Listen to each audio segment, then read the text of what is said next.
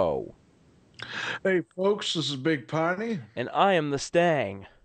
and welcome to The Six String Report. Yeah! I can feel the excitement. Can you? Yes, I can. Whee! Alrighty. Okay. All right. So now that we got that out of the way, Mr. Big Piney, what's on the topic for today?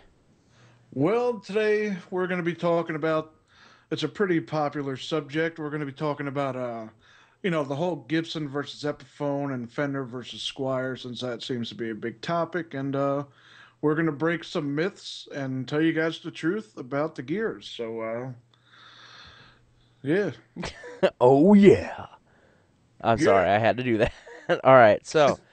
All right. So personally, I feel like because I've played a Gibson Les Paul. It was a standard custom. Um, or standard custom. That didn't sound right. Anyway, but yeah, it was a Les Paul standard, and it played pretty nice. But when you go online and you look at the price of this, it's kind of like but Yeah. but Pine can tell you from personal experience. I'm pretty sure, like Mhm. like what what do you feel about the Gibson Les Paul line? Well, like the Gibson Les Paul line versus the Epiphone Les Pauls. Yeah. Well, I mean, I'll be perfectly honest with you. Epiphone these days, they're really putting out some really, really nice instruments these days. Back in the day when they first started, their instruments really weren't up to par with Gibson, but these days they're still not there yet. But they're becoming really close. Epiphone once again is kind of becoming the real sister Gibson, not Gibson's cheaper alternative. Although there is some really cheap, not so good Epiphones, but I mean, I don't know why, but Gibson they just charge out the ass for the guitars, and it's really the same material that they're using, and like I was saying, Epiphone these days are really stepping up their game. They have better pickups. They make their own pickups. They're not just some generic pickups from who knows where, and they're pretty much made the same as Gibson's pickup wise. And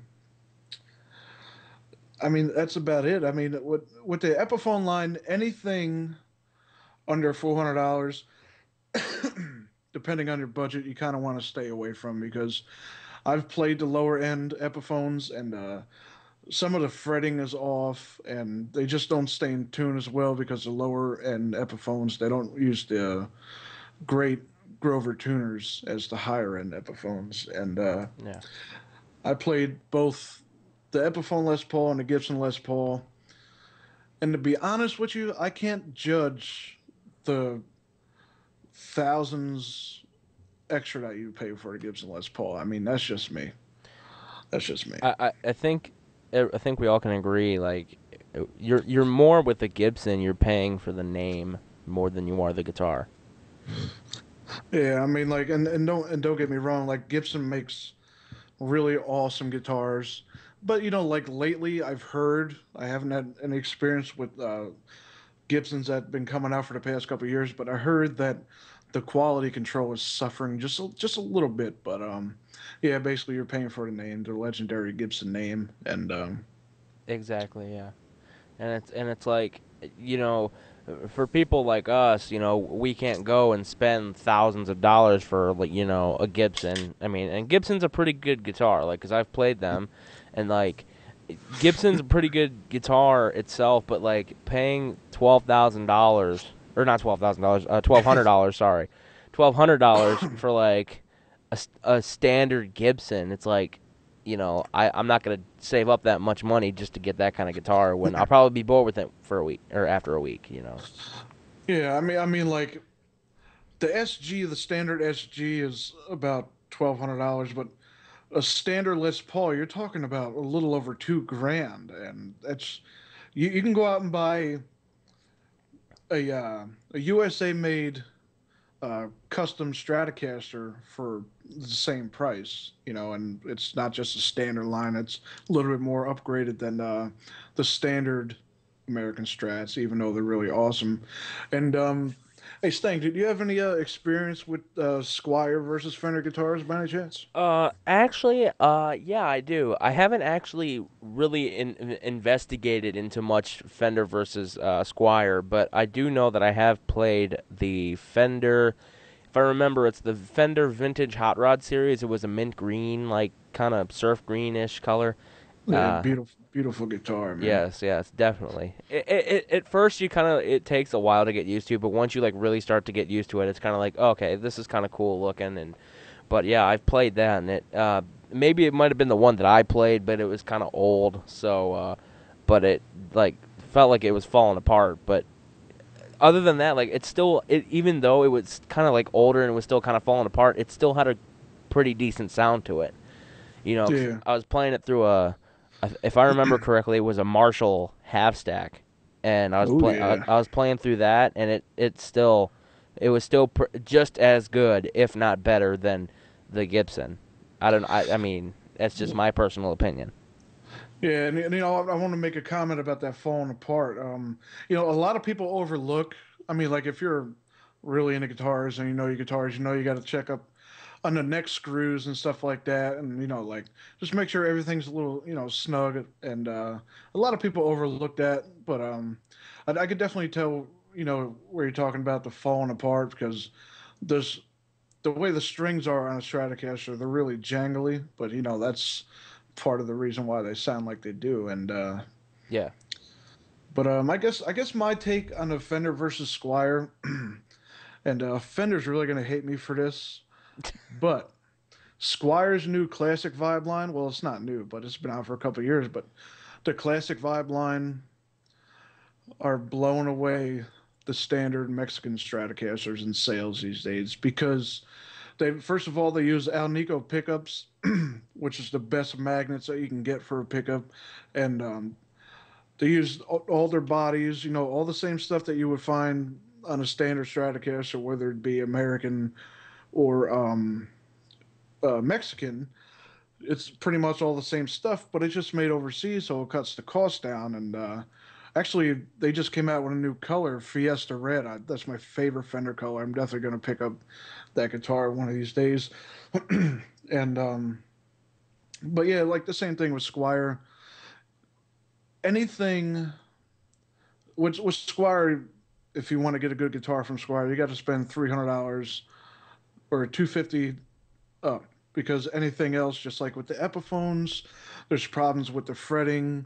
They use crappier wood and just trouble staying in tune, and that's a big deal, especially for a beginner player. Is it has to stay in tune, or else you're going to get frustrated, and the guitar is just going to just sit and collect dust. And a lot of things that people overlook is the actual components like the wires and all the insides of the guitars. I mean, like I said, the classic vibes.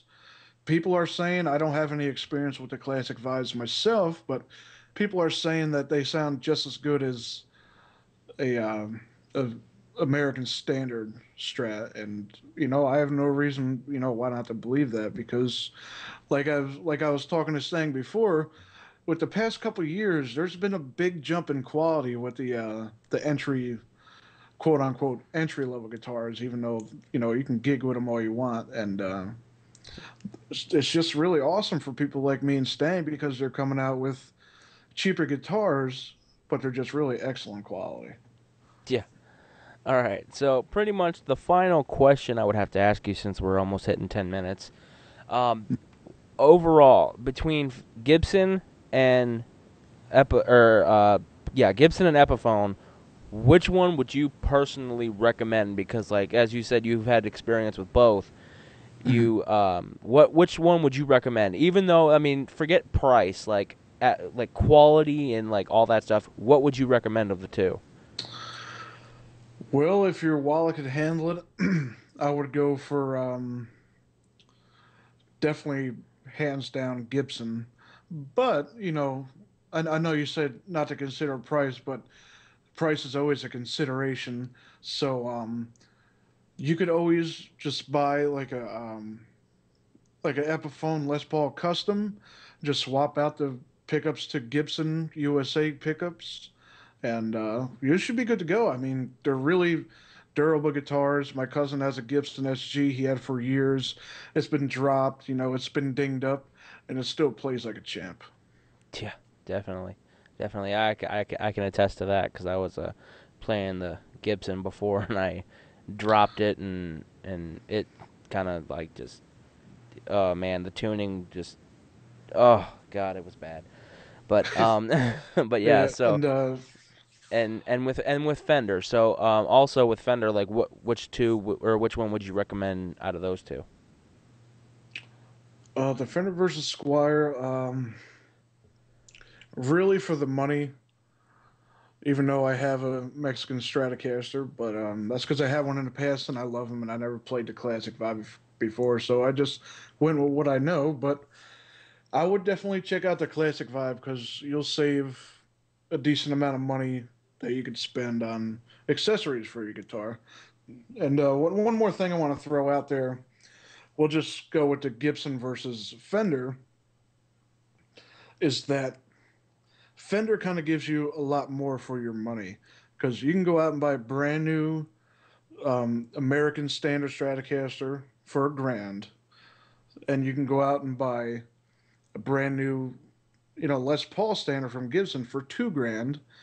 And the cool thing about Fender is they also give you an option to have an HSS, which is single coil, and then a humbucker. So then you're set right there because you have a humbucker, and it's $1,000 cheaper than Gibson. And one more thing, I don't want to make this video too long, Yeah. but one more cool thing about Fenders is if you break your neck on a guitar, or like I don't know, you break something on a guitar, Fenders were made so you could readily get new parts and put it on there, because to put a new neck on a Les Paul costs $500, and simply with a Stratocaster or just about any Fender, you break the neck or a certain part, they're readily available. You just buy it, cut the nut slots, make sure the frets are all nice, and just bolt it on there, and you're ready to go. That's the great thing about having a bolt on neck too. Oh yeah, oh yeah, Fucking yep, follow through guitars are like the worst, especially if you break the neck. Oh god, that's like horrible. yeah. But Just just like that. My cousin actually just got the Schecter C1 Custom that has the neck through the body. But I tell you what though, that they resonate so much and it gives like a nice full sound. But anyway, like you said, it's going on 10 minutes, so actually we're going on 13. 13. I think the new limit for It's YouTube is 15. 15, But yeah. anyway, yeah, I guess we'll wrap this up. Again, I'm Big Piney. And I'm the Stang. And let me tell you, if you want to find out any more information on the Six String Report, we have a website. Go to www.thesixstringreport.webs.com. Yes, there's a webs in there. Sorry, we don't have enough money to pay for it. So go check that out, and you'll find more information on the Six String Report there. Okay. Yes, definitely. Any final comments, Pine? I just want to say, keep your guitars tuned, and don't get frustrated. And good luck with your guitar journey. And I hope we could help you out in anything. Yes, exactly. I would totally agree with that. So until next time, guys, this is the Six String Report. We're out. Peace. Peace out from the Pinelands, folks.